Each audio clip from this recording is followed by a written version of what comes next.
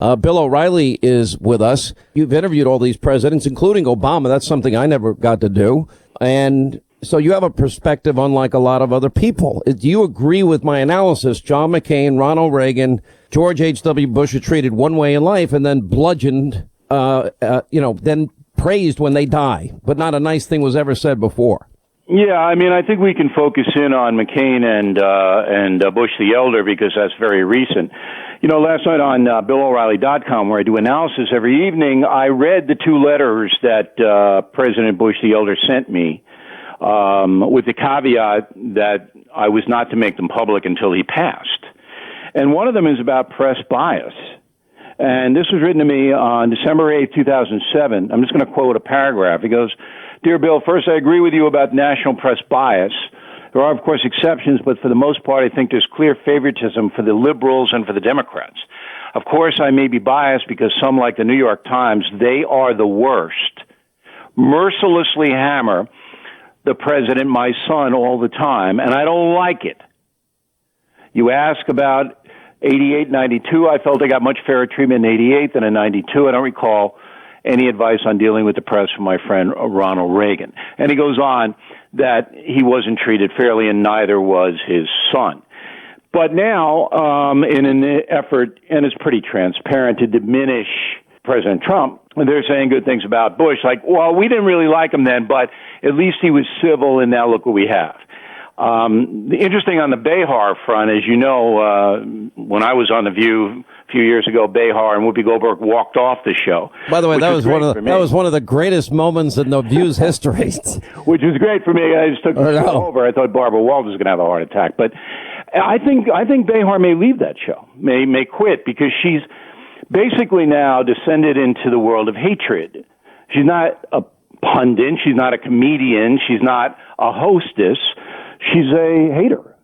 And I think that, Meghan McCain called her out pretty effectively and said, listen, we're here to talk about a great man, President Bush the elder, and all you want to do is use his passing to bash Donald Trump. And I don't want to sit for it. I don't want to hear it. That was pretty strong for Meghan McCain. And Behar had no comeback other than, well, I want to talk about this. It was like everybody going, you know what? Enough. Yeah, I mean, Whoopi Goldberg, who I happen to like. Yeah, I do too. She's not in the same. No, I mean, she just got out of there. You can see the No. We'll take a quick break. Go to break. Right. Get out. She knew that Armageddon was about to happen. Yeah. But look, I don't watch that show. Neither do you. Nobody listening to us watches it. It's just clips on the internet that we see. It's a hate fest now. Well, it's amazing too, and a lot of people don't know this.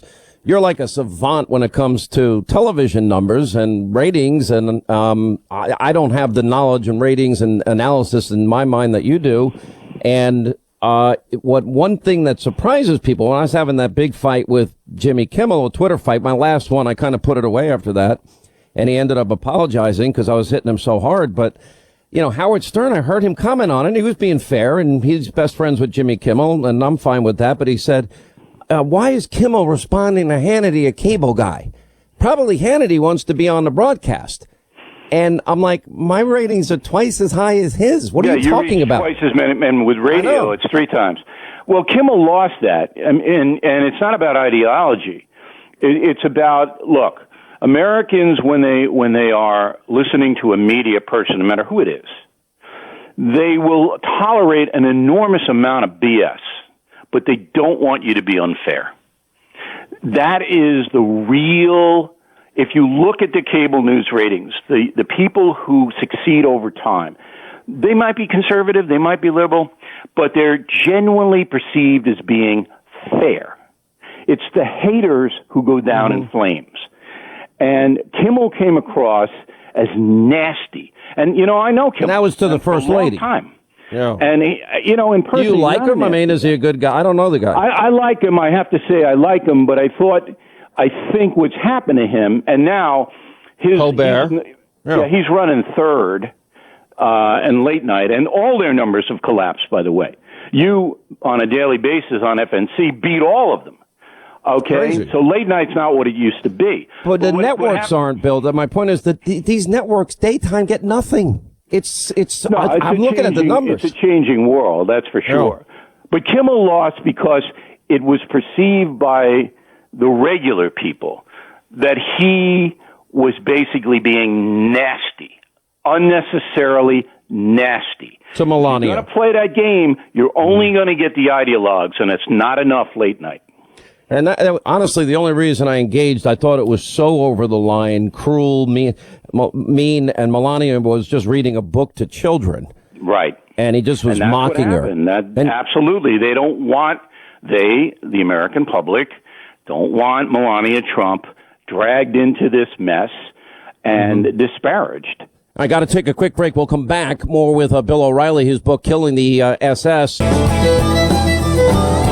All right, as we continue, Bill O'Reilly, his number one New York Times bestseller, Killing the SS, continues with us. I've always said, people ask me, is there anything about Obama you like? And I'm like, well, yeah, I think he seems like a really good dad. I think he's wrong. I vehemently disagree with his policies, but he seems to have a nice demeanor about him at times.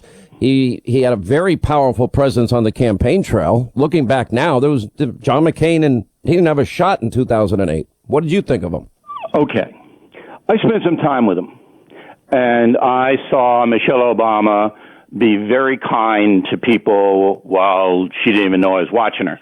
And she was very kind to my daughter, my young daughter at the time. Mm-hmm. And President Obama himself is not a hater. He is a true believer. How he sees the world is different from how you see it and how I see it. But he doesn't hate us.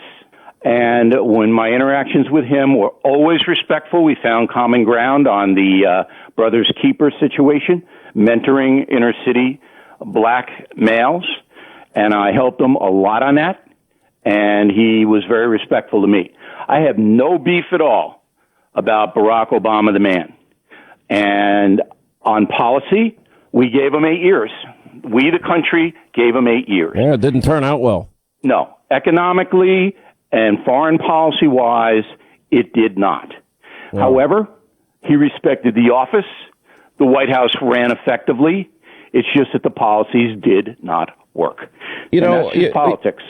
You and I, you're more, I am a conservative, and people often say, well, why are you a conservative? And for example, we're talking about George H.W. Bush and the Reagan years, and Reagan was decimated by the media, as was 41 and 43, as is now 45, because they're so left-wing in their abusive and biased nature, and et cetera. But the reason is simple, Bill, is that we went from adding 13 million Americans in the Obama years to food stamps and 8 million more Americans in poverty, and the lowest labor participation rate. Now we have 1 million more jobs available than people are on unemployment. We created 4.5 million new jobs, 400,000 in manufacturing alone, which Obama said weren't coming back. And, you add to that 8 million Americans out of poverty and off of food stamps, and Trump's been president less than 2 years. And for me, anybody that's in politics ought to be serving, you used to call them the folks, they need to serve, I call them the forgotten men and women that deserve freedom and hope and opportunity and a ladder to success. Henry, what are you doing? I mean, you're actually citing facts. That's not what it's all about. It's all about emotion. It's all about emotion. How dare I cite a fact, O'Reilly? What's up with that? That's right. So the conservative, traditional American tends to be self-reliant. You would agree with that, right? Agree. It tends to see the world as a place that has to be challenged. You have to work hard. You have to obey the rules, get educated. You and better pay your taxes. Yeah. You got a shot to succeed. The liberal mind isn't like that. Well, I got to run, and I'm not trying to cut you short here. No, I understand. These two letters, I want to ask you a question. These 2 letters you have, are you posting them on your website? Yeah, I'm going to post them on a website tonight on BillO'Reilly.com. I also have a letter he wrote about Dan Rather. He doesn't like Dan. I showed that last night. That was a great moment for George H.W. Bush. I know.